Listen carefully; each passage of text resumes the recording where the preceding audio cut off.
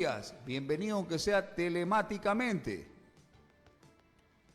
Es un gusto poder conversar con usted. Siempre es un gusto poder estar en sintonía, por lo menos unos minutos de coqueta y a través suyo saludar también a su enorme audiencia. Aquí estamos, aquí estamos. ¿Qué le pareció el debate, Virgilio?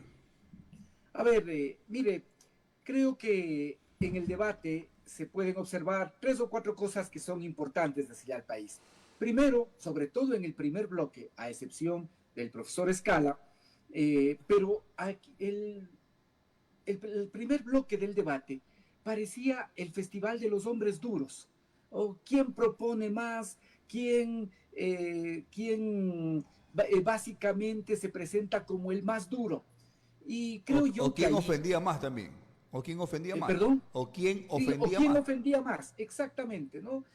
Digamos, carente de propuestas, ahí se habla de la fuerza del Estado, de la aplicación de la fuerza del Estado, pero olvidan que cuando se habla de la fuerza del Estado, se habla también de la Constitución y la ley. No puede haber fuerza del Estado si al mismo tiempo no se aplica la Constitución y la ley. Hay cosas que ya realmente quedan, yo le digo, en un desconocimiento supino, no solo del ordenamiento constitucional, sino también incluso de tratados internacionales de derechos humanos. En el segundo bloque, pero el general Arauz hablaba de más cárceles y más cementerios. Imagínense una cosa de esa naturaleza. Entonces, eso yo diría el primer A elemento. ver, ¿cómo lo toma? ¿Usted cree que haya cómo hacer eso? Porque dice que los asesinos van a al cementerio, perdón, y los delincuentes a la cárcel. ¿Cómo se puede hacer eso? ¿Hay cómo hacer eso o no? Mire, no hay cómo hacer eso. Eso está en contra del ordenamiento constitucional, y lo cual no significa que hay que defender a los delincuentes. No, los delincuentes y quienes cometen un delito tienen que ser sancionados. Pero para que no nos mientan a los ecuatorianos, hay que hacerlo en el marco constitucional vigente. Entonces, algunas de las cosas que dijeron son frases retóricas, pero que no tienen sustento en la Constitución. Entonces, yo le diría eso. Segundo, ¿sabe cuál es un elemento que se evidencia con claridad? El tema de que el odio sigue siendo para algunos el principal elemento de la campaña. Y me sorprendió por cómo en el odio, en el anticorreísmo, en buscar seguir dividiendo al país entre correístas, anticorreístas, llega y uno puede ver a personas que van desde el propio presidente Noboa, pasando por Henry Cucalón, pero también personas a las que yo consideraba que iban a realizar un debate de propuestas. Por ejemplo, Henry Kronfle. Yo creí que sí estaba para más, que iba a hacerle planteamientos al país. Faltó Y bastante. me sorprendió la beligerancia también de Pedro Granja. Pedro Granja, que representa al Partido Socialista, pensé Oiga, que iba a desarrollar propuestas, porque él Virgilio, además es un experto en temas de seguridad. Y ya no qué decir de Andrea González, que básicamente no tendría que decir si no sería en eh, función del correísmo. No Virgilio, habría plan, porque aprovecho, todo es odio, odio y odio. aprovecho preguntándole, ¿Pedro Granja en algún momento apoyó a la Revolución Ciudadana? ¿Estuvo con ustedes? Yo le digo, con Pedro Granja no hemos sido amigos, pero hemos tenido varias veces un intercambio, sobre todo a través de las plataformas. Entiendo que hace 4 años apoyó incluso a formular con Luisa algunos de los planteamientos de seguridad. Por eso es inexplicable ahora de que desde su primera presentación el centro de sus intervenciones sea básicamente el ataque a Correa. Creo que estos elementos realmente desconfiguran a una persona en la que he escuchado que muchos ciudadanos tenían alguna expectativa, pero estos dos primeros elementos yo quisiera rescatar. Primero, una serie de propuestas que no son acordes al marco constitucional y legal. ¿Sí? Segundo, otra vez, el odio marcando el debate y buscando atacar. Y lo que es curioso es que tenían y está como presidente el que ha sido responsable de lo que ha sucedido en el Ecuador en los últimos 14 meses. Pero sin embargo, el blanco de los ataques era una persona que ya no es presidente hace 7 años, hace 8 años ya, casi que Correa no es presidente, y era el centro del debate para algunos. Esto es inadmisible. Luego, un tercer elemento, y le quiero decir que cuando recurren al odio, cuando recurren a ponerse en este tema de que se requiere alguien malo para gobernar este momento, le hacen un favor al propio presidente Noboa, porque él es el que se presenta como el anticorreísta, como la persona más dura, como el que más odia, aunque ahora le salió una fuerte competidora, que es Andrea González, que demostró que también puede odiar y con la misma intensidad que hace el presidente. A lo mejor fue estrategia eso, Virgilio, fue estrategia de Andrea González. Sí, yo creo que fue estrategia de Andrea González para poder atacar a Luisa González. Le funcionó para hacer tendencia. Le funcionó para hacer tendencia. Le funcionó y ahora le digo, están preocupados los que apoyaron esa estrategia. Ahora sí, el presidente Noboa está preocupado porque le ha salido una competidora en ese segmento que le está, al parecer, minando los votos. Entonces, parece que le salió la estrategia al revés y ahora están preocupados porque efectivamente Andrea González ha concitado la atención, empieza a tener votos, le resta votos sobre todo al candidato Noboa, candidato presidente, vea usted, rompiendo toda regla. Virgilio, luego, creo que, sin embargo, va sumando, le comento que hay un movimiento político aquí que ya hoy dan una rueda de prensa que va a dar el apoyo, el 100% a Luisa González. Se va uniendo el pueblo. Sí, es que, mire, el tercer elemento que yo le quería decir y que se evidenció, y frente a esto hay reacciones de apoyo, es precisamente que el presidente Noboa nos vuelve a mentir como si ya no hubiese estado en el ejercicio del gobierno durante 14 meses, ¿sí? Y nos vuelve a hablar del tema energético, nos vuelve a hablar de que por la actuación en el manejo de la seguridad ha tenido reconocimientos de cuántas cosas que en 14 meses no ha sido capaz de poder responderle al pueblo ecuatoriano. Y hay una pregunta que hizo Jorge Escala, que lamentablemente cuando él pudo repreguntar no lo hizo, y con la modalidad que tenía el debate los periodistas y todo el mundo la dejó flotando, ¿sí? A más de que no pudo responder cuál era el nombre de los 4 niños de las Malvinas, a más de eso, pero sobre todo no fue capaz de responder una pregunta que para los ecuatorianos es central: ¿por qué no cobra al grupo Noboa la deuda que tiene con el Estado? E incluso el profesor Escala le dijo, mejor dicho, ¿por qué no paga? Esa debió haber sido la pregunta central del resto de candidatos. Todos debieron haberle preguntado por qué no paga, por qué una corporación tan poderosa sigue litigando y tiene deudas en firme ya con el Estado, por qué no paga. Eso pasa también con otros grupos económicos y por qué no se cobra a esos grupos económicos. Creo que esto también desilusionó a muchos de los votantes de Noboa y yo diría al mismo tiempo alimentó a Luisa González, que se ve como una mujer serena, una mujer que no cayó en las provocaciones, al mismo tiempo cuando hay que tener firmeza la tuvo, como cuando hubo que poner en su puesto al expresidente de la Corte, al señor Saquicela, también le respondió con firmeza y con contundencia, pero luego ella estaba enfocada en transmitir ideas, en transmitir propuestas, en plantear cómo va a enfrentar la seguridad, en plantear el tema de la necesidad de reactivar la inversión pública, reactivar la inversión privada, de generar empleo, de esa manera también asegurar que el Instituto Ecuatoriano de Seguridad Social pueda tener los recursos suficientes como para poder garantizar las jubilaciones y garantizar también las prestaciones de salud. Me parece que no cayó en la provocación, no cayó en este juego del odio, se dedicó a presentarnos propuestas, pero cuando hubo que poner en su puesto también al juez Saquicela, lo hizo con firmeza. Eso es Luisa González, una mujer abierta al diálogo, abierta a conversar, a dialogar, a escuchar, pero cuando hay que tomar decisiones y hay que decir las cosas con firmeza y actuar con firmeza, lo hace. Virgilio, buenos días. Marco Vaca le saluda. Bien, Marco, qué gusto.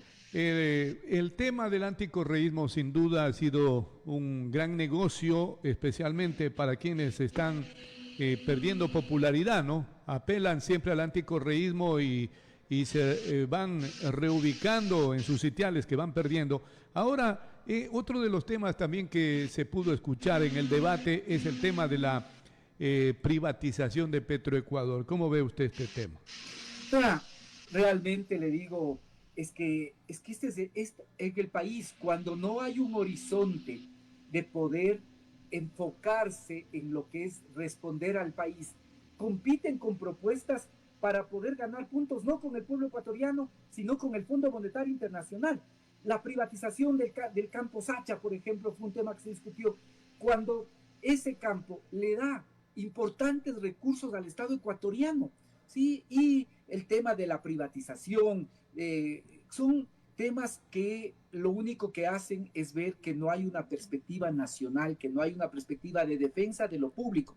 Si usted tiene un negocio que ya es un negocio que está instalado, que es un negocio que solo le da ganancia, que evidentemente para que el negocio siga funcionando, usted tiene que invertir lo fundamental, lo necesario, pero le da ingentes ganancias. ¿Por qué usted va a pensar venderlo a otra persona para que tenga esas ganancias en lugar de seguir teniendo usted? Es realmente absurdo estos planteamientos y solo demuestran que aquí en la parte económica no hay un plan real para reactivar la economía, no hay un plan real para reactivar la economía. Aquí básicamente pretenden seguir lo que el Fondo Monetario Internacional les dicta y eso es complicado porque este año el Ecuador tiene que pagar cerca de 8.000 millones de dólares por servicio de la deuda. Eso es muy complicado para la economía del país y adicionalmente le digo, también en este momento en el Ecuador no hay inversión pública,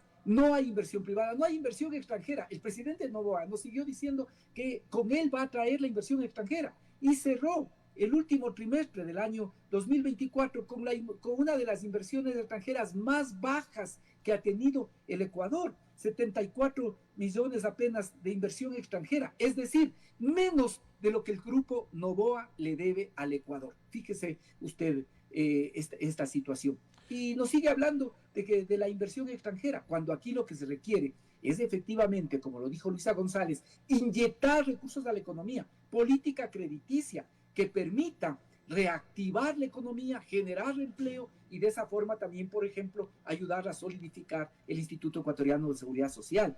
Entonces, aquí, y espero que la ciudadanía reflexione, que ya no hay cómo seguir creyendo en propuestas demagógicas, ya no hay cómo seguir pensando en que porque nos regalan un muñeco de cartón que no piensa, que no siente, se va a resolver los problemas del país. No, aquí se requiere un cambio radical, un cambio profundo, un cambio además que pueda hacerse, como dijo Luisa González, con un equipo, con conocimiento, con capacidad, con experiencia, ¿sí? Para poder sacar al Ecuador, ya no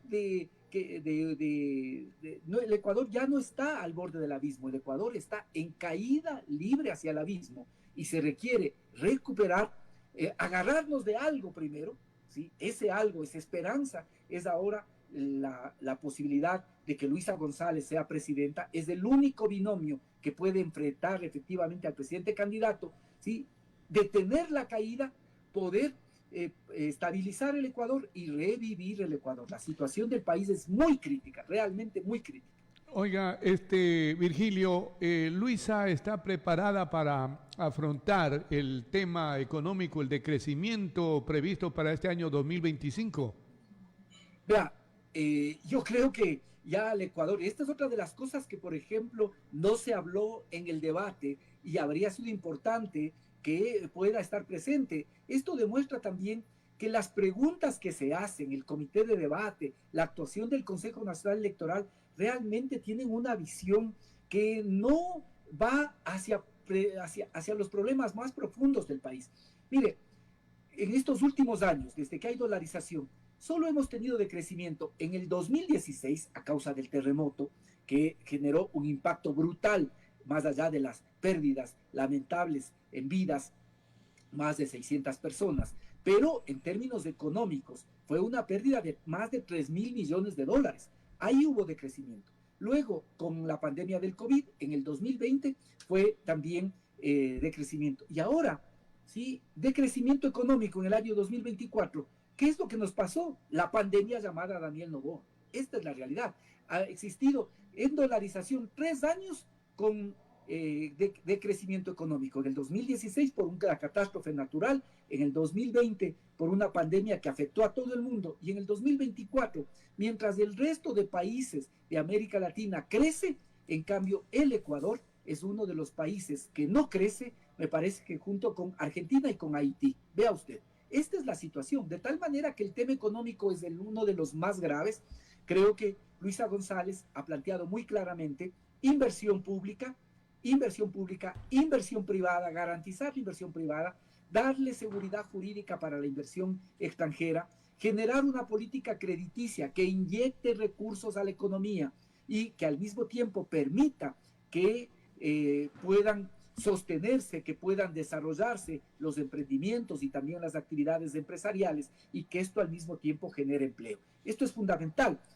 Políticas de crédito para mujeres, políticas de crédito para productores. Esto es lo que se requiere en este momento. Hay que inyectarle recursos a la economía. Esto es fundamental en un momento de crisis como la que tenemos. Si se sigue con las recomendaciones del Fondo Monetario Internacional, vamos a terminar realmente mucho más, una situación mucho más complicada que en la que en este momento se vive. Y lamentablemente, en todo lo que se escuchó en el debate, uno puede ver que básicamente quien tiene esa claridad para poder enfrentar es Luisa González, que además es el único binomio que puede enfrentar al candidato presidente. Hay que decir también que en el debate existieron otras posiciones que buscaron hacerle propuestas, ¿no? Que no entraron en este discurso del odio. Carlos Rabascal, el propio Leonidas Issa, que buscó tener, y cuando le tocó incluso confrontar con Luisa González, lo hizo de manera democrática, lo hizo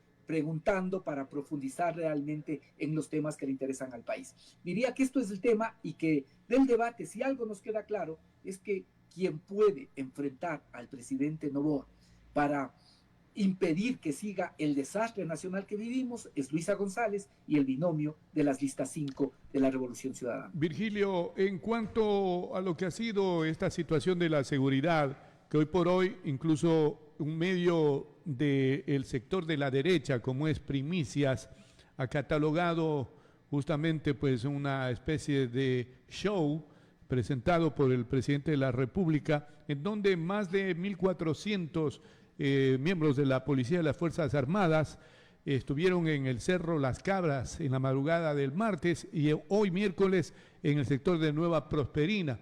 En el primer caso, atrapando con 1.400 miembros del Ejército y la Policía, apenas a 13 personas. Dice que han capturado 12 cuchillos y 5 pistolas. ¿Cuál es su criterio con respecto a estos operativos, mega operativos realizados por el gobierno? Vea, le voy a decir y le voy a responder con lo que dijo el rector de la Universidad Militar Nueva Granada. A mí, el Parlamento Andino me encargó que podamos realizar, y aquí tengo, los lineamientos lineamientos de política de seguridad, para poder realizar un plan de seguridad, que es parte de los temas que nosotros ahora queremos desarrollar en el Parlamento Andino, que pues pueda existir un plan de seguridad de la región andina. Pero para contestar a su pregunta, él sabe qué decía. El rector de la Universidad Militar Nueva Granada decía que para ser efectivos en la lucha contra el crimen organizado se requiere tener inteligencia, que lo fundamental es tener inteligencia, que el 90% depende de inteligencia, el 8% de temas operativos y el 2% de temas contingentes. ¿Qué significa eso?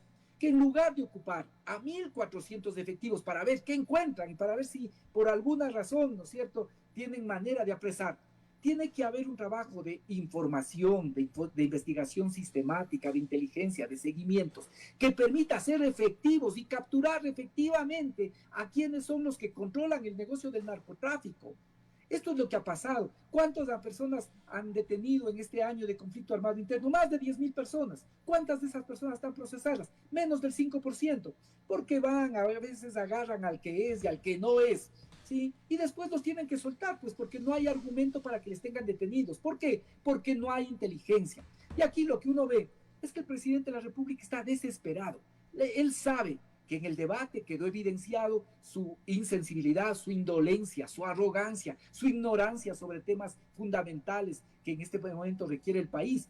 Y entonces está desesperado, está haciendo acciones desesperadas, este operativo con centenares de efectivos. No sé si usted vio también ya que hoy nos amanecemos con la noticia de que ha rebajado el IVA para las mascotas. y se volvió animalista de la noche a la mañana. O sea, ya está desesperado, está viendo cómo capta ahí unos votitos por aquí por allá, porque está preocupado. Porque además, él decía, esta va a ser una elección polarizada. Aquí el que odia, ¿sí? Daniel Noboa contra Luisa González de la Revolución Ciudadana. Listo. Pero ahora le salió una competidora, pues. La señora Andrea González le salió como competidora y está desesperado. Bueno, Virgilio, la pelea está dura, la pelea está muy dura. Aquí una preguntita de un oyente donde dice, los parlamentarios andinos no hacen nada a Washington, otra botadera de dinero, nos explica él. A ver, yo le voy a decir claramente, voy a decirle lo que hacemos y le voy a decir también la debilidad del Parlamento andino, con honestidad, para responderle al amigo más allá de la intención de la pregunta, pero yo le voy a decir con claridad. Mire, el Parlamento andino es el órgano deliberativo de la comunidad andina que se encarga de homogenizar normas, ¿sí? Y al mismo tiempo de plantear propuestas que sean de carácter regional, pero que respondan a los problemas del país. Yo le digo 5 cosas muy rápidamente de lo que hacemos en el Parlamento andino. Primero, los lineamientos de una política de seguridad. Aquí usted puede ver, esto sí es un verdadero libro que entregamos a los gobiernos para poder tener un plan de seguridad.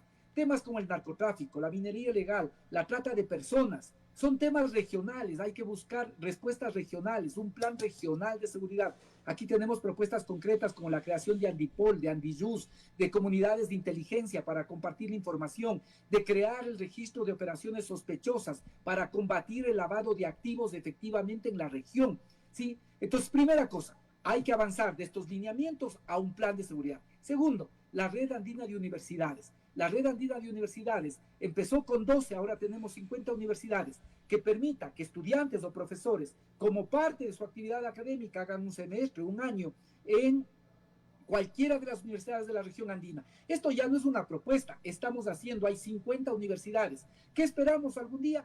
Que se puedan homologar los títulos que se obtienen en la región andina, puedan ser válidos en toda la región. Tercera, la red andina de autoridades territoriales. Esta ya no solo es una propuesta, hay que fortalecerla. Hay más de 300 autoridades que comparten sus prácticas para poder servir mejor a los ciudadanos. Además, esto permite contacto con bancas de inversión. Cuarto tema, precisamente el de las zonas fronterizas, como la que preocupa a la provincia del Oro. No solo hay que ver el tema fronterizo cuando hay problemas de seguridad, hay que pensar como una región económica. Y como esa región económica, hay que ver alternativas que permitan también mejorar las condiciones de vida, las condiciones de empleo, de productividad de la región fronteriza. De igual manera, los temas de educación, los temas de salud, tiene que pensarse como una región a las fronteras. Un cuarto elemento. Quinto elemento, y ahora el presidente Petro ha señalado que el Parlamento andino, él es el presidente pro tempore de la comunidad andina, presente una propuesta para modificar la decisión 878 que tiene que ver con los temas migratorios a nivel de la región andina. Ahí están 5 cosas que no son propuestas, que las decimos que las vamos a hacer, ya las estamos haciendo. Pero ahora, le digo la debilidad. ¿Cuál es la debilidad?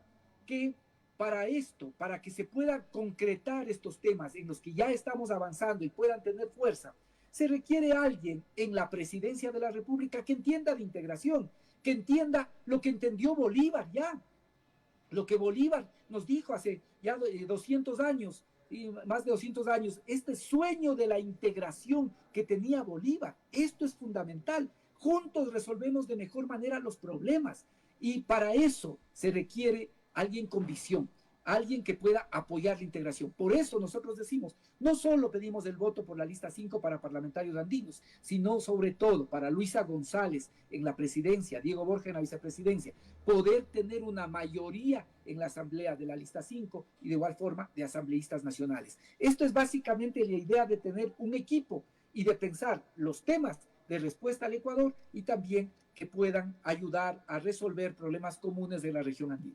Bien, muchas gracias, Virgilio, muy amable por su tiempo. Estamos llegando también a la parte final de nuestro programa informativo. Será hasta una próxima oportunidad. Siempre a sus órdenes, mucho gusto. Muy bien, amigos, efectivamente, les decimos muchas gracias, buenos días. Mañana con ustedes a partir de las 6 en punto. Buenos días.